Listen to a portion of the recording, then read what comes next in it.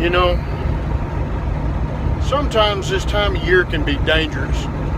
So it's not as much like the ice or the snow or the rain or the tornadoes or sleet or hail or, thundering balls of, fire coming out of the sky or whatever.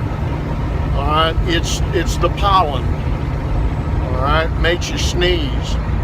And it's not that, you're going to sneeze and lose control of your vehicle and, run through a bus of nuns and babies and kill everybody. All right, for me, what's dangerous is I sneeze and my butt cheeks relax. All right, now, what's so bad about that is I keep my butt cheeks clenched all the time so them wild hairs don't jump up there and, tickle me and I get myself in trouble. So, I sneezed today. And I've had this wild hair up my ass all day. So, I had picked up this load and it's really heavy. And when you get a heavy load, you've got to run it across these scales. You want to make sure that the load is legal, that it's balanced, and that it's safe. All right. So I drove and over to the scale house, and went across the scales, and I noticed that as I was on the scale, another trucker had pulled up behind me on the scale. So after I got my truck weighed, I had to go in and get my receipt. So I went around the scale and pulled into and through an empty fuel island. All right.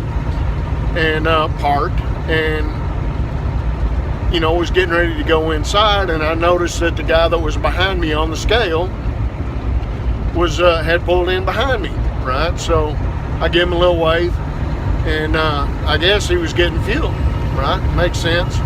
So I go into the store, the Flying J or Petro, and I grab a carton of milk and a pack of oatmeal cookies, right? Because I like oatmeal cookies. And went up to the counter, and there were two people working. One of them was the manager, and the other was this cashier, this lady about 40 years old, 45. Name of Irene. I just happened to catch her name tag. So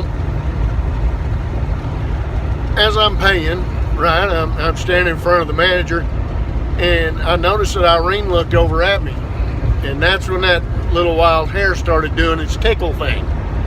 So I popped out with, "Hey, don't look at me in that tone of voice. I'm a married man." I said, "Now I know I'm hard to resist. I'm young, virile, rich, and I got most of my own teeth." I said, "But every time one of y'all shows up on my front porch, I got to explain to my wife that it's really not y'all's fault. That I'm actually like stink bait to catfish. Y'all can't help but take a bite, and as soon as you do, them trouble hooks are set." Right, and with that, I grabbed my receipt and my milk and cookies and gave them a howdy do as they were hee-hawing. And I walked on out the door. Well, as I'm walking over the truck, the other guy had finished fueling, and he's walking in. And once again, that little wild hair just said, "Tickle, tickle." So I'm like, oh, great. I look at him, I smile real big. I said, "Man, that is a good deal they have going on there." And he said, "What's that?"